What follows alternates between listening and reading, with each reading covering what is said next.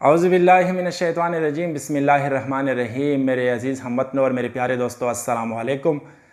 उम्मीद करता हूँ आप खैरियत से होंगे। अल्लाह आपको खुश और सलामत रखे। शुरू करते हैं अल्लाह के नाम से जो मेहरबान और रहम करने वाला है।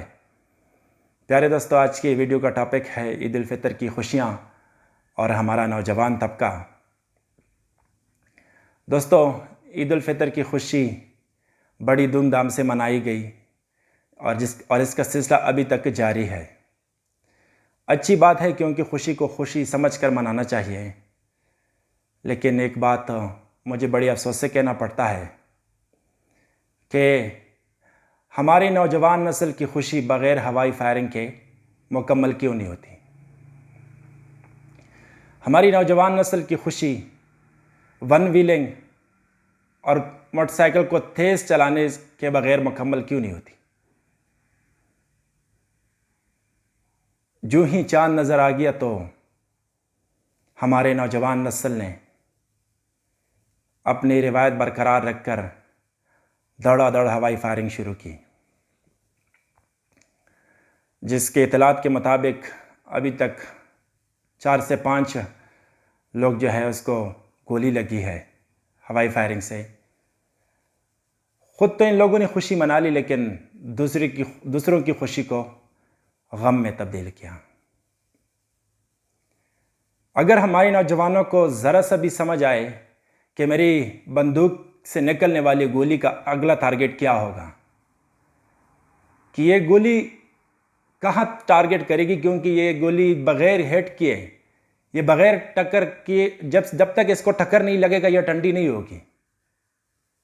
और टक्कर लगेगा तो किससे लगेगा? किसी इंसान से लगेगा या ज़मीन से लगेगा या किसी पहाड़ को टक्कर मारेगा, लेकिन टक्कर ज़रूर मारेगा वो, क्योंकि वो गोली है।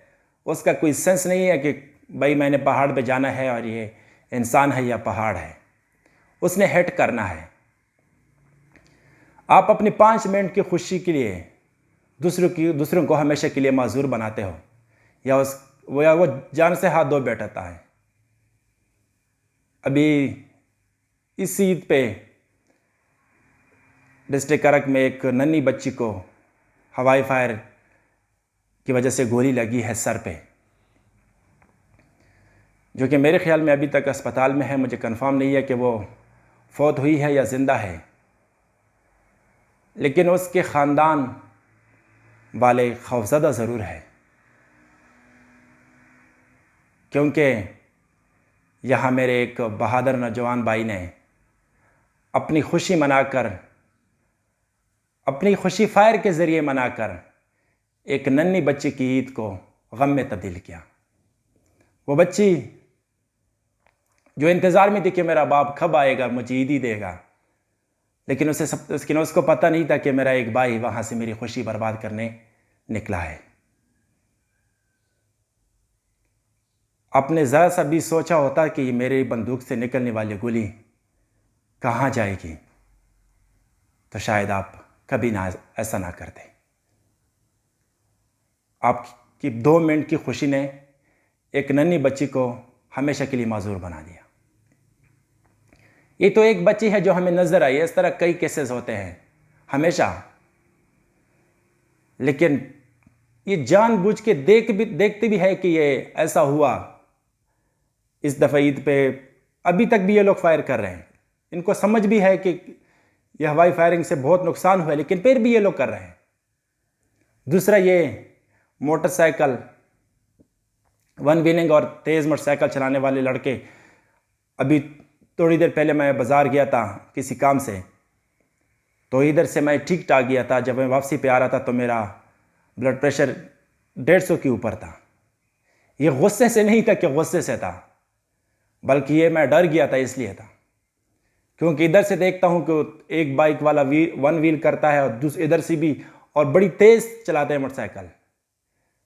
उसको परवाह नहीं है कि मैं इतना तेज़ क्यों चलाता हूँ, आखिर मुझे क्या जल्दी है, क्या ज़रूरत है ऐसी मोटरसाइकिल चलाने की। उसको ज़रा सा भी परवाह नहीं है कि खुशी तो मैं मना रहा हूँ, लेकिन अगला बंदा तो किसी काम से जा रहा है, उसको कोई इमरजेंसी होगा, उसका कोई हॉस्पिटल में हो जाएगा, वो बाज़ार जाएगा, अपने बच्चों के लिए कोई रिज़्क़ का बंदोबस्त करके आएगा, लेकिन वो अपनी खुशी ही मनाता है। मोटरसाइकिल वालों को तो छोड़ो, एक पिकअप वाला भी रोड पे जिग जिग के गाड़ी चलाता था ऐसी। मैंने मोटरसाइकिल साइड पे खड़ी कर दी नीचे प्लेन एरिया में। वो हंस रहे थे, उसको ज़रा से भी एहसास नहीं हुआ कि ये आदमी हमारी वजह से नीचे चला गया रोड से। और वो शुरू तेज आगे तक काफ़ी गए, मैं देख रहा था उसको। मैंने बस इतने ही कहा कि अल्लाह ताला इसको हिदायत दे, और मैं यही कह सकता था, क्योंकि मैं किसी को बद्दुआ नहीं देता। हमेशा मैं कहता हूँ अल्लाह इसको हिदायत दे, क्योंकि ये भी किसी माँ का बेटा होगा। अगर इसको कोई तकलीफ होगा तो कल उस माँ को भी तकलीफ होगा। अगर ये हमारा नौजवान नस्ल ज़रा सा भी सोच ले कि हम अपनी खुशी के लिए दूसरों की खुशी बर्बाद कर रहे हैं, अगर ज़रा सा भी अपनी माँ बाप का एहसास करें कि कितनी मेहनत से उसने पाला है उसको, वो उसकी एक उम्मीद है। अगर ये वन व्हीलिंग या तेज़ मोटरसाइकिल, ये तकरीबन 10 से 11 केसेस हुए हैं हमारा अभी डिस्ट्रिक्ट करक में, 10 से 11 केसेस हुए हैं। ये तो मुझे अपने ज़िले का सिर्फ पता है, बाकी पाकिस्तान का तो अल्लाह जाने क्या होगा। लेकिन वो बस नशे में होते हैं, उसको पता नहीं चलता कि हम क्या कर रहे हैं। अगर आप किसी मैं तकरीबन 12-13 साल से मोटरसाइकिल चला रहा हूँ, और मैं अच्छा तेज़ बाइक भी चला सकता हूँ, मैं हर किस्म का बाइक चला सकता हूँ। लेकिन मैंने कभी ज़रूरत महसूस नहीं की वन व्हीलिंग की या तेज़ मोटरसाइकिल चलाने की, क्योंकि मुझे एहसास है कि अगर मुझे कुछ हुआ तो मेरी माँ पे क्या गुजरेगा। वो मेरी वजह से सारी उम्र के लिए ज़हनी मजदूर बन जाएगी। इस तरह तुम्हारी माँओं की भी फीलिंग है। तुम्हारी माँओं को भी ऐसा है कि अगर तुझे कुछ हो जाए तो उसको ये गम सहना पड़ता है।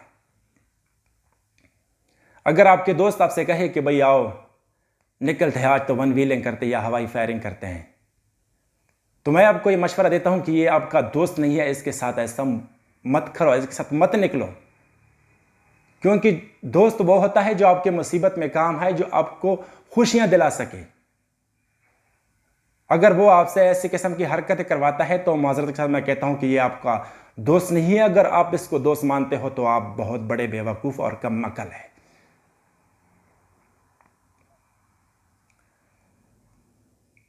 मेरा इसे नौजवान नस्ल के लिए पैगाम है। ये वीडियो मुझे पहले करना चाहिए थी, लेकिन किसी मसरूफियत की वजह से मैं वीडियो ना बना सका। कि खुदा के लिए मैं आप लोगों के आगे हाथ जोड़ता हूँ, हाथ, कि अपने वालिदैन पर रहम करो और दूसरों पर रहम करो। और मैं इससे वालिदैन के लिए भी मेरा ये पैगाम है कि अपने बच्चों पर कंट्रोल करो। अगर आप उसको घर में ना रखो, उससे कहो कि भाई खेल कूद के लिए जाओ। ये जो आप वन व्हीलिंग कर रहे हैं, हवाई फायरिंग कर रहे हैं, इससे खेल कूद में जाओ, नाच गाने में जाओ। ये मरने से तो बेहतर है, क्योंकि वो तो आपके सर पे सब कुछ। अगर गुनाह है तो आपका ही होगा ना। ये बाकी लोग तो आपकी वजह से जो है ना, उसको तो कोई तकलीफ नहीं होगी। जो सहना है वो तो आपने सहना है। लेकिन मैं बड़े अफसोस से कहता हूं कि आप दूसरों को तकलीफ दिए बगैर रह भी नहीं सकते, मुझे ऐसा लगता है। क्योंकि अगर आपको एहसास होता कि मेरी वजह से कितनी दुनिया परेशान है, तो शायद आप ऐसा ना करते। लेकिन आपको जवानी का नशा है या दौलत का नशा है, मुझे समझ नहीं आती कि किस किस्म का नशा है आप में।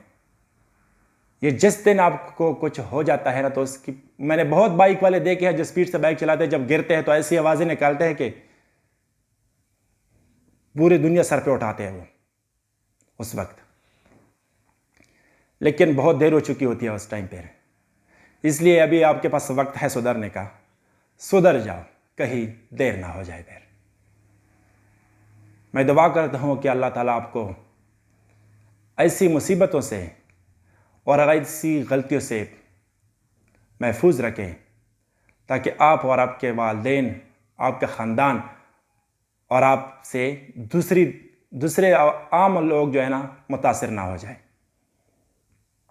मेरी इस वीडियो को ज़्यादा से ज़्यादा शेयर करें, ताकि ये ऐसे नौजवानों तक पहुंच जाए जो इस किस्म की गलती में मुब्तला है।